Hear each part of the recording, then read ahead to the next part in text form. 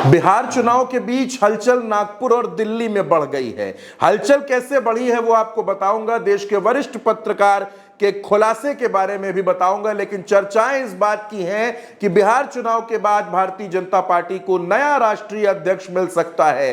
तमाम नाम जिन पर आप मंथन कर रहे थे, विचार कर रहे थे, उनको कुछ देर के लिए किनारे रख दीजिए, क्योंकि एक चौंकाने वाला नाम सामने आ चुका है।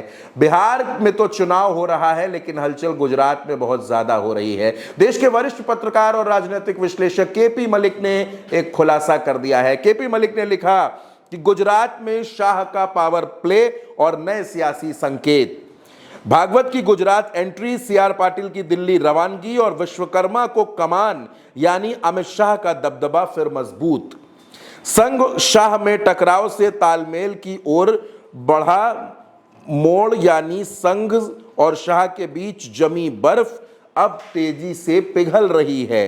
राष्ट्रीय अध्यक्ष भी तो बनाना है, इसलिए बर्फ तो हटानी ही होगी। कौन अध्यक्ष बनने वाला है? ये किस बात की चर्चाएं हैं, किस बात का खुलासा है? इसको जानने के लिए एक और ट्वीट की तरफ आपको लेकर चलते हैं। केपी मलिक का ही वो ट्वीट है जिसमें वो लिखते हैं कि अमित शाह खेल सकते हैं दोहरा दांव। चर्चा है कि शाह ने भाजपा के राष्ट्रीय अध्यक्ष पद पर भी दावा ठोक दिया है। बताया जा रहा है कि गृहमंत्री के साथ संगठन की कमान अपने हाथ में लेने की उनकी इच्छा है और इसके संकेत खुद मोदी तक पहुंचा दिए गए हैं। अगर ये दावेदारी सच निकली तो पार्टी से लेकर संघ तक हलचल मचनी तय है।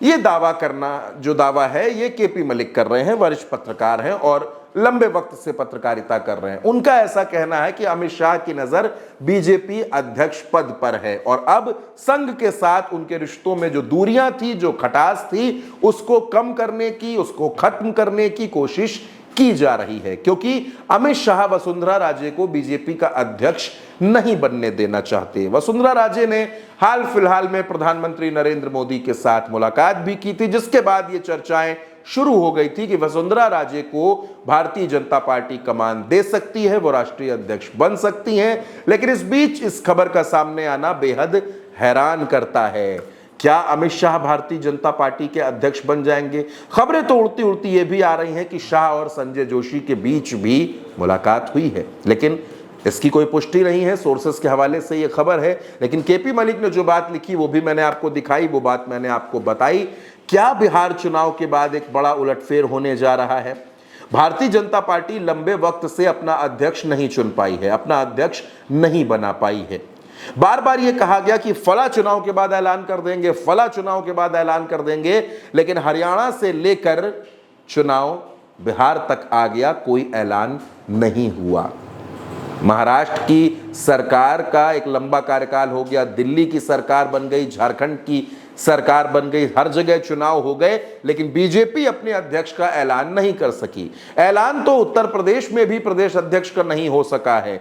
कहा यह जा रहा है कि पेंच दिल्ली से लेकर लखनऊ तक फंसा हुआ है। लेकिन अचानक अमित शाह का नाम सामने आना, अमित शाह पहले भी भारतीय जनता पार्टी के अध्यक्ष रह चुके हैं, अचानक उनका नाम सामने आता है, तो क्या अमित शाह संगठन पर पूरा पूरा कंट्रोल चाहते हैं या फिर अमित शाह कुछ और करने वाले हैं? संजय जोशी को ही पार्टी की कमान मिलेगी, उसी के लिए अमित शाह सारी तैयारियां कर रहे हैं। जो कुछ भी होगा, भारतीय जनता पार्टी का अध्यक्ष जो भी बनेगा, वो नाम जरूर चौंकाने वाला होगा। लेकिन केपी मलिक के दावे पर अगर हम जाएं, उनके विश्लेषण पर अगर जाएं, तो वो अमित शाह की तरफ इशारा कर रहे हैं।